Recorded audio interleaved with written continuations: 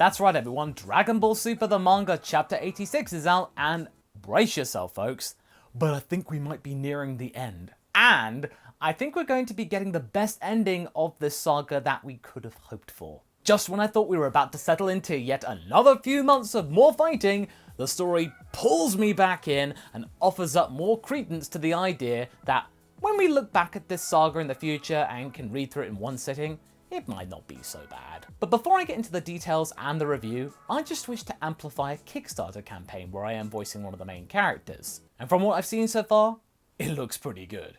It's called Sleeping Dragon King Chronicles, and it's a classic JRPG visual novel which attempts to take the isekai genre and make it its own. I voice Drake. He is the soul of the main character who has his own personality, acting as a spiritual guide for them within this brand new world that has been created. The campaign contains plenty of information about the other characters that are involved, the gameplay mechanics, as well as work-in-progress animations and other voice actors who feature in said game. And if you're worried about whether you're going to pay extortionate prices for pledges and the like, don't worry about that. They start from just $2, where you can get a PDF copy of the accompanying manga and go up steadily in terms of increments, which are fair and well balanced, because we've seen plenty of campaigns that don't do that.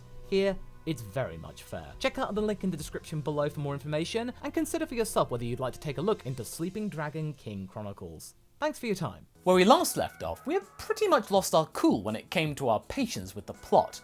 I skimmed through chapter 85, honestly, and I don't think I really missed much. Gas and Goku fight after Vegeta drops the bag. Again. We think Goku's about to win after hearing Bardock give him an indirect pep talk through a flashback, but then Elect comes in with the saving throw and reveals that he added an extra condition to Gas's power grab. "Please sir, may I have some more?" The content itself was fine and didn't really irritate me or anything like that, but the substance of the content was relatively minimal. It just made me go, ugh, okay. The slog. It doesn't really offer much for a nearly 50-page chapter. If this were more like 20 pages, like the old Dragon Ball manga chapters were under Toriyama's helm, it would have been relatively reasonable, that simple plot. This chapter will make up for it. The slow pacing is about to ping back, folks. So in summary, this chapter has quite a few cool moments, and since you folks liked my alternative format in the previous chapter, I'm gonna run with it for this one, such as Goku about to have his neck twisted by Gas just like that.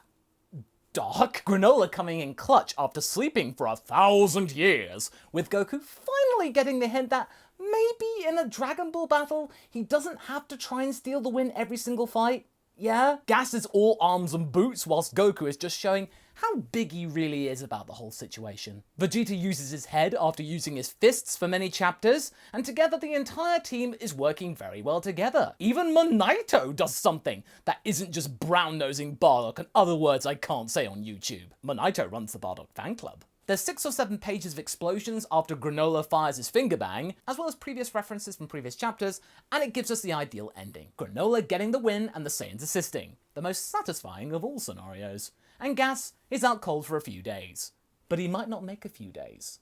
Your move, Alec. Yeah! This is what I'm talking about, folks. Let's discuss this. All in all, this chapter was very much the cure for all the ills and ailments that had been befalling the Dragon Ball Super manga as of late, as also I illustrated in my discussion up top. Instead of getting a chapter which would continue seemingly to drag the story on for another few months, now that the superhero movie is out in theatres in Japan, I feel that Toyotaro has been effectively told, yeah, okay, you can end the arc now. Despite our jaded and cynical thoughts of, oh wait, there's gonna be another Gas transformation, I just know it, just wait. I feel that this time around, this is going to be the last confrontation, at least with Gas being the main antagonist. Also, Goku used his Spirit Giant thing, and that was the thing to bring Moro finally to a conclusion, so I doubt that Gas can come back from that. I guess now the Spirit Giant thing is going to be the manga equivalent of the movie version of the Spirit Bomb, where it works effectively 100% of the time. At the same time, this brings back some of the things that Haverock and I discussed in our Gassy discussion, where we ultimately will forget about this character, since Gas didn't deserve to become the strongest in the universe. He didn't earn his powers. He didn't rise up through the ranks to earn our wonder. In short, Gas will gain our pity and sorrow for now, but in a couple of years' time, when asked to recall him, we'll have to think a second, if at all. Another thing we gleaned was that we feel sorry for the character for the first time in a long while within Chapter 86. You see, Gas's final transformation may be ripping off the likes of the original iteration of Morrow in terms of lanky old guy vibes, but the smaller details are what makes this particular power-up all the more poignant. Gas is clearly in constant agony in this final form. The adrenaline, though, from the boost might be enough to keep him from being debilitated from the pain, but I'm pretty sure that he notices it. This is the final nail in the space coffin to us, that Gas's position in the group was that of a tool.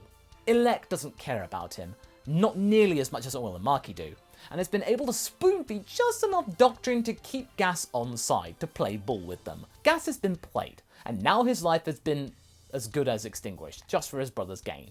After months of not caring about Gas since he was just a brick wall at this point, I'm now starting to feel bad for his lot again, since he is more than likely not going to be waking up from being knocked out. The rigours of this final boost in power. His life essence very much lasting maybe, I don't know, a few more hours at best. And another thing that gave me hope for this saga is that Granolah, despite his own gain in power and his desire to end things, he still kept to his original morals and values from the start of the arc. He doesn't kill Gas when he has the chance, despite being one of the strongest beings in the universe and having the best opportunity to do so. He held true to his principles, which means he didn't jettison them, and on top of that, he no longer wishes to seek revenge. With the life that he's got left, it's fleeting. Gas has shown him as proof.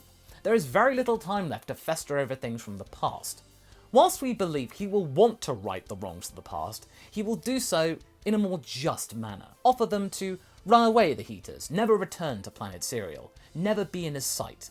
Sure, that might seem a little underwhelming since Elec was the one to delete his mother, I mean thanks to his own shouting as a youngling, but that's neither here or there, but I'm guessing his power and limited lifespan has put things in perspective. He doesn't also have any beef with the Saiyans anymore, I think. He's tired, which is sort of good character progression, somewhat making up for the several months of inactivity, as well as the several months of him going, Saiyans must die! But with his resumption of activity, the defeat of Gas is ultimately down to a group effort. Goku didn't steal the win. He, Vegeta and Granolah, in their own ways, take down the big bad as a team, with Granolah being the one to deal the final blow. Haverock and I were very concerned that Goku's sudden dragging back into the story would have meant that he would have been the guy to take Gas down. But fortunately, that didn't quite happen. The whole Bardock thing was ultimately there to bring Goku back into focus, after chapters of being on the sidelines, relatively speaking. It would have been nice if he was more of a team player like he was back in Chapter 81, but with the final sequence, I think we got a decent compromise. And the whole sight of Goku yeeting Gas into space is pretty epic. This entire ending to the battle is the best we could have gotten, given the whole Bardock situation and fluff. Oil and Maki, the latter finally starting to question Alec's motives properly. A lot of folks were surprised by that, but haven't I? Oh, we've seen this coming for months. They're put to sleep by Monaito, who is offering something else other than cheerleading services for Bardock, and they will most likely survive, whereas Gas and Alec probably won't. Elec is still there, Masako. What's he gonna do? Somebody has to pay for all the turmoil that has been going down on Planet Cereal. Who knows? Maybe Monaito might try to pull a Kami from the Dead Zone movie and self-destruct. Perhaps 7-3 might finally show himself and incapacitate Elec as revenge for being locked up and being forced to serve as a sentient camcorder. I would very much like for that to happen and offer some kind of reason as to why 7-3 was kept around for this saga. Surely by now he would have fully regenerated. We shall probably find out next chapter, as the arc will probably tie up some loose ends and whatnot, with Gas seemingly not coming back from this. And also maybe finding out what's going to happen to the Cerulean Dragon Balls, because they're still there. I mean, hopefully Monaito might have the sense to deactivate them, since they can be done. Dende in the Dragon Ball Online timeline, he was able to deactivate the Dragon Balls, so, I mean, if you can turn them on, then surely you can turn them off, right? The Dragon World is better without the Cerulean Dragon Balls at this point, because who's gonna stop Elec from just coming back and taking them again? Or maybe Frieza finding them. One more thing. Goku. Mastered Ultra Instinct returns, the wielder having seemingly snubbed it for his melange of Ultra Instinct sign, making it his own. But what does this mean? I think it could easily mean that this is the start of Goku's path to understanding what the technique could mean for him in the long term. He doesn't feel that mastered UI is a good fit for him, since he is very much driven by emotion and whatnot. He's realised that now. Instead, he would rather focus more on sign, which is more appropriate to his lot in life and his style. The only way he can truly grasp his power is when he's knocked out, and that intrigues me. It's a fail-safe, and that will most likely be the case for the foreseeable future. That is until the writers deem it inconvenient. For now though, I like this premise. Goku is, like at the end of the Super anime, in possession of something he cannot fully use. There is something that is keeping him from fully realising his potential. In this case, the emotional capacity to fully make use of his training with Whis. He's got the chase. He has something that is presently unattainable in its entirety. And that will probably bring Goku back from his current state of semi-malaise. Provide him focus again. Well, that's neat. This chapter snapped back to a tighter pacing for the better.